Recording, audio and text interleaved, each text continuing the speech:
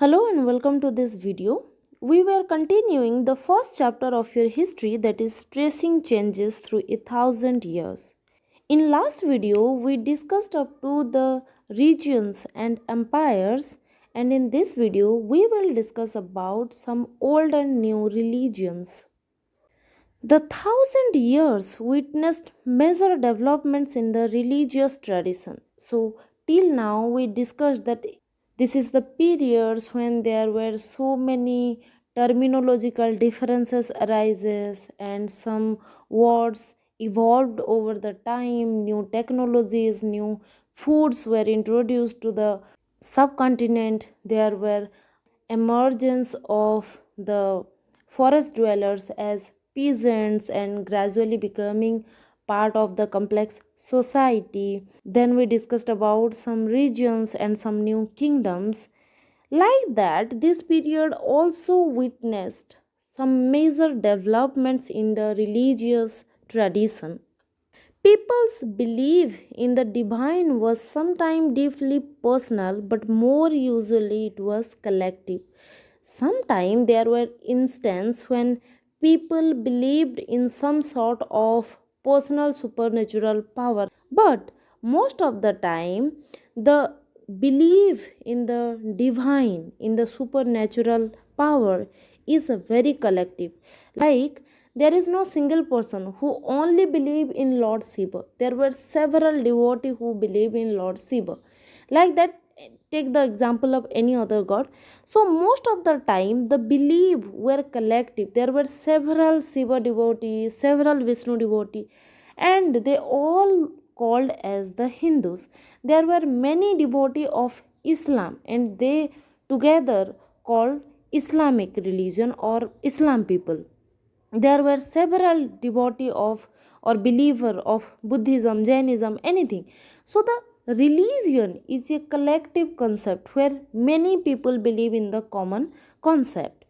Collective belief in a supernatural agency, that is called religion, was often closely connected with the social and economic organization of local community.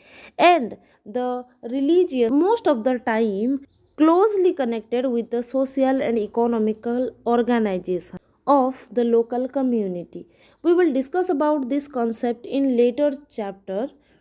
You must have witnessed that sometime, suppose there is a Hindu temple, suppose for example, you must have seen that some economic organization were also associated with the temple. Like there were several seller of flowers, several seller of coconut, several seller of agarbattis, and also their economical life, like they are doing business, they are selling thing, but it is directly connected to some religious agency. Like that, the local community, there were several people who settled around the temple, and they were some service provider. Like you must have seen that near a temple there is the house of the priest who offer prayer. There is the house of all those small small vendors who used to sell flower or coconut or agarbatti.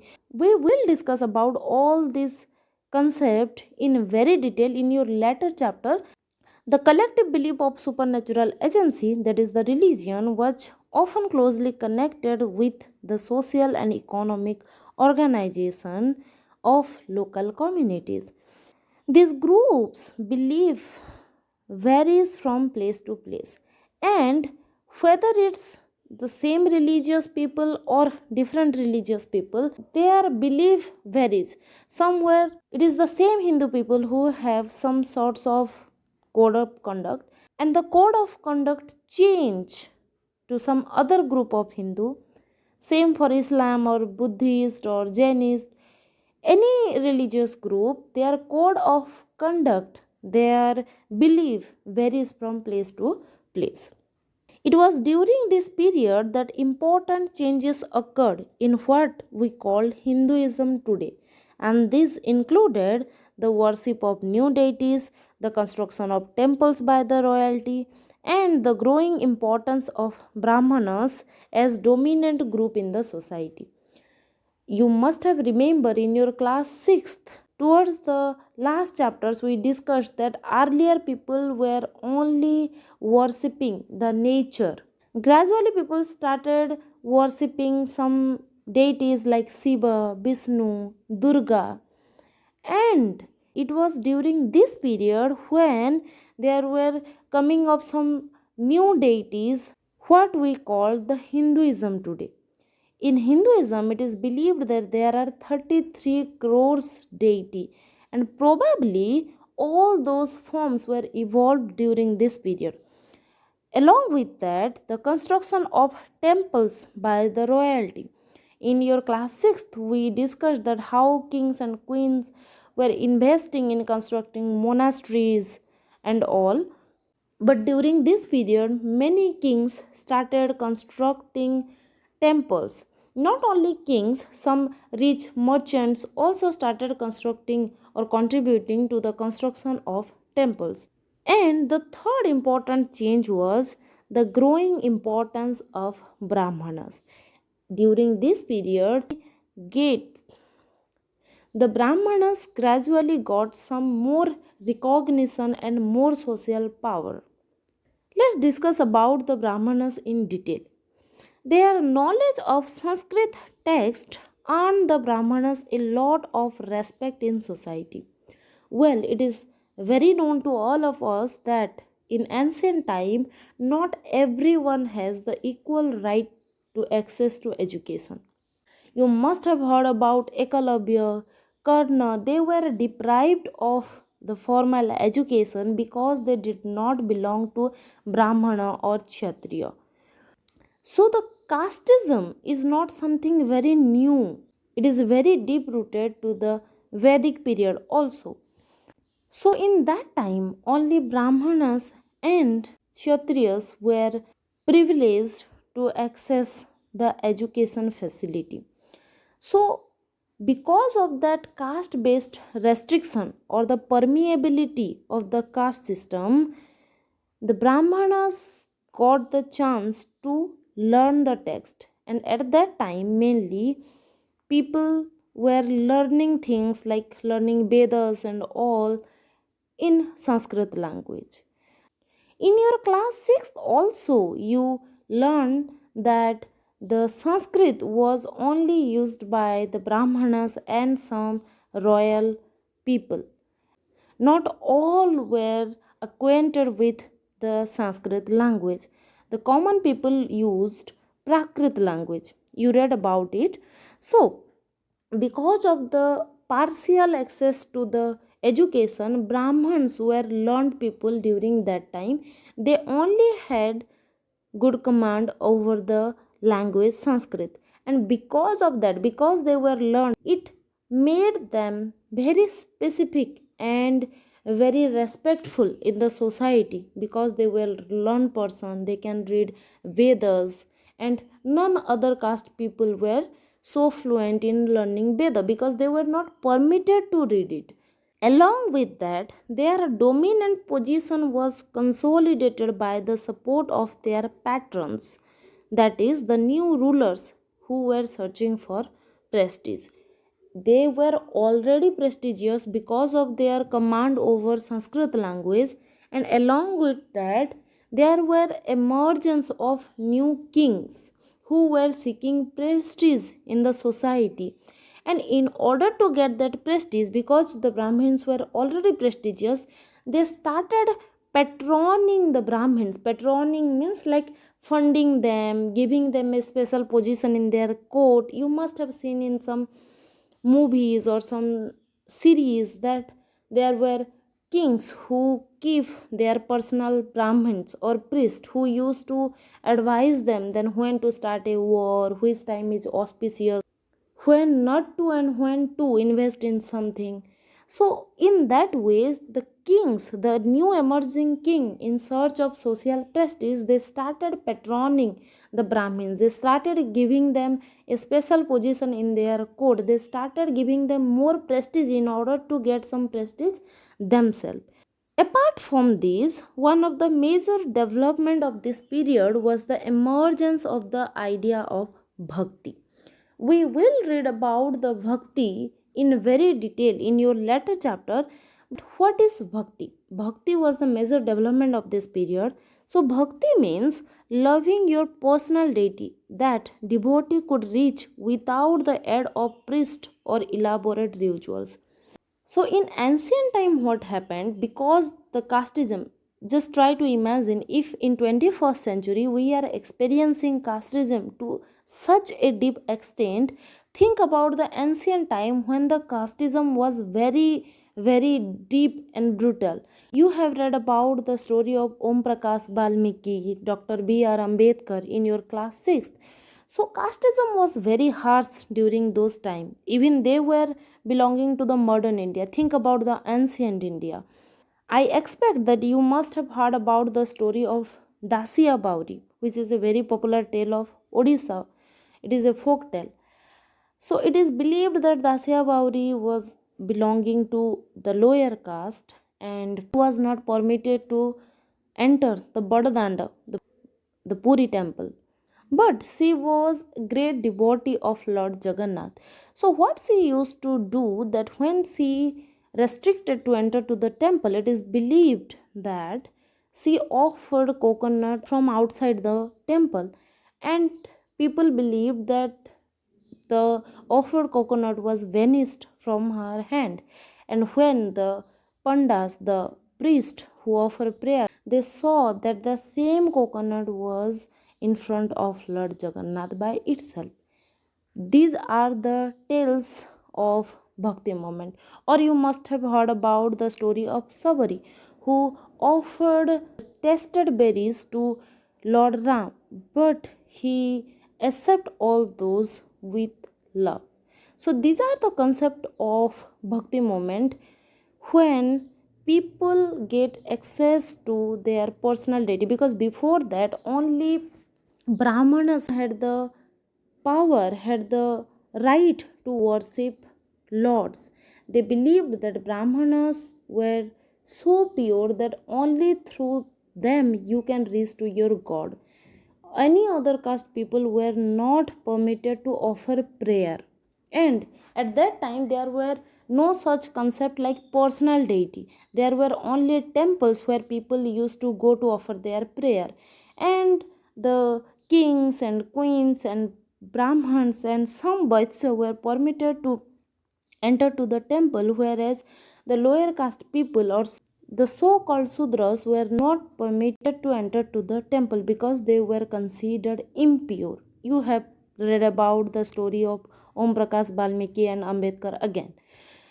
So in that time, in Bhakti moment, it became more popular because people get access to their personal gods, where they did not need any mediator. They did not need any mediator to reach to their God. They can offer prayer directly to their God. That moment known as Bhakti moment. And you must have seen even in current time when we hold any kind of prayer or yajna like Griha Pravesh or Mundan or marriage, anything, we depend on a Brahmin to offer the prayer. It is so deep rooted. So in ancient time also, like we read about the Aswamedha Yajna and other yajnas which were practiced by the rulers to get power, they depend upon the Brahmins in order to perform that rituals. But during Bhakti moment, the mediating was gradually reducing. It is believed that a devotee do not need the mediation of a Brahmin to reach his God. And because of that, this Bhakti movement gradually became popular. And the major influencer of Bhakti movement were Sant Kabir, Redas, Meera. We will read about them in later videos. In this period, along with Bhakti movement, new religions were also appeared in the subcontinent, like merchants from different area migrating to the subcontinent in order to do trade or business. Like we discussed in last videos, that ideas, technologies, they were not traveling to the distant land by themselves. They were traveling along with people. When merchants floating from all around the world to the subcontinent, they bring their ideologies, their religious belief along with them. And the merchants who were migrating to the Indian subcontinent and were of Islamic religion, they first brought the teaching of the Holy Quran to India in the 17th century. What is Quran? Muslim regards the Quran as their holy book and accept the sovereignty of one God, that is Allah, whose love, mercy and bounty embrace all those who believe in him without regard to social background. And the Quran is the holy book of Muslims. Like the holy book of Hindu is Gita, the holy book of Muslims is Quran. So they regard the Quran as their holy book and they believe that there is one supreme God, that is Allah. And the love of Allah and the mercy of Allah, the bounty of Allah embrace all. It is for all. Their love, their mercy is for everyone, not restricted to any singular person. It is open to all whoever believe in them without their social background. Whoever believe in Allah, Allah loves him. It is their belief. Many rulers were patrons of Islam and the ulamas, that is, learned theologians and jurists. So, like there were several Hindu kings who turned patrons of Brahmin, there were several Islam kings who turned the patrons of ulama and Islam. Ulama were their priests who offer prayer. So there were several rulers emerged who turned as the patrons of Islam religion and the ulamas. Like Hinduism, Islam was interpreted in a variety of ways by its followers. Like in Hinduism, there are several devotees. Some were devotee of Shiva, some were devotee of Vishnu, some were devotee of Durga, and many more god and goddesses. Like that, in Islam, there were several other interpreters who interpret the Islam in their way, and in that way, the Muslim were divided as Shia Muslim and Sunni Muslim. Who were Shia Muslim? The Shia Muslim believed that the Prophet Muhammad's son-in-law, whose name was Ali, is the legitimate leader of Muslim community. They believed that the son-in-law of Prophet Muhammad, Ali, is the legitimate leader of Muslim community.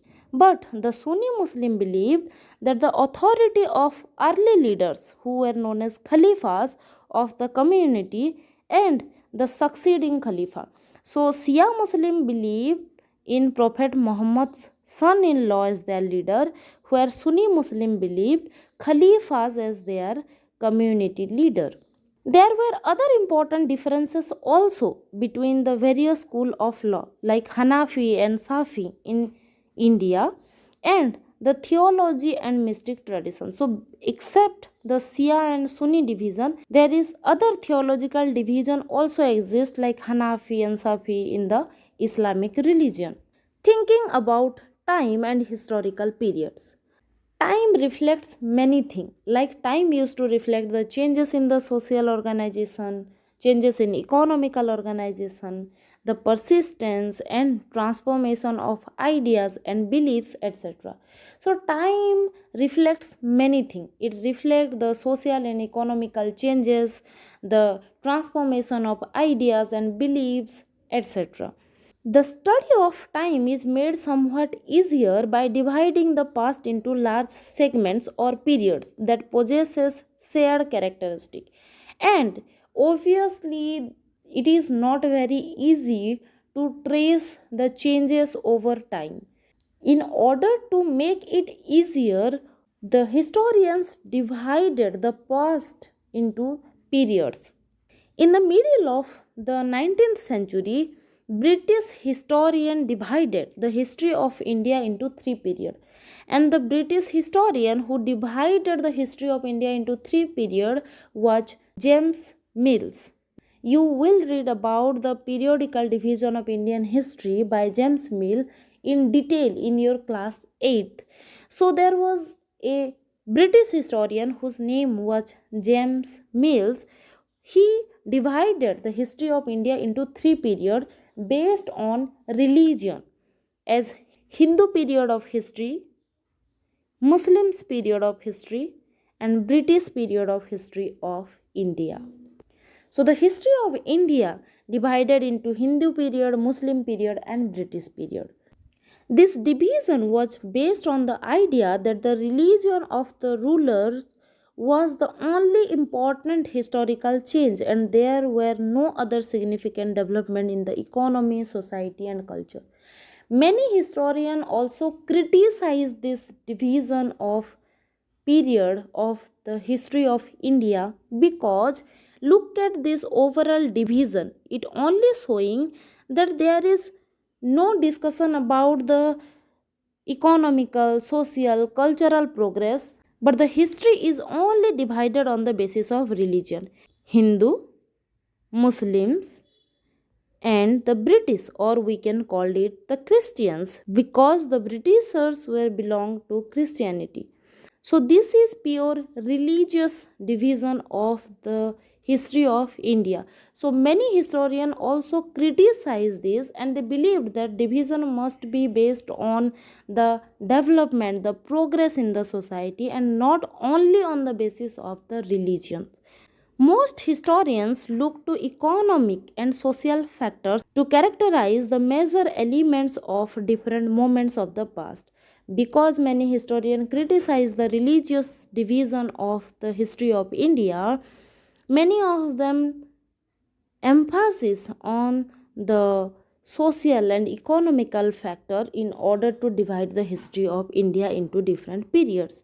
And many early historians included a wide range of early society like the history of hunter gatherers, then history of early farmers, then history of people living in towns and villages, then history of early empires and kingdom like we saw in your class 6th history. If you look into these groups, history of hunters gatherers, early farmers, people living in towns and villages, and early empires and kingdom, we exactly study about the division of Indian history on this characteristic in your class 6th history. So let's conclude this chapter.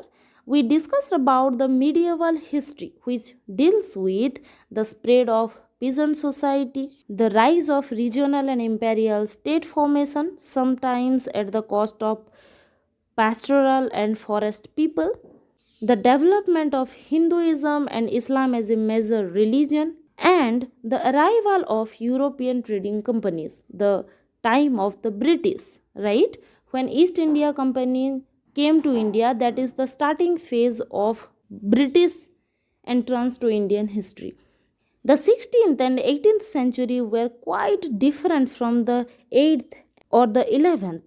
Therefore, describing the entire period as one historical unit is not without its problems. Moreover, the medieval period is often contrasted with the modern period. Modernity or the modern period carries a sense of material progress and intellectual advancement which were lack in medieval period. That's all about this chapter. Thank you.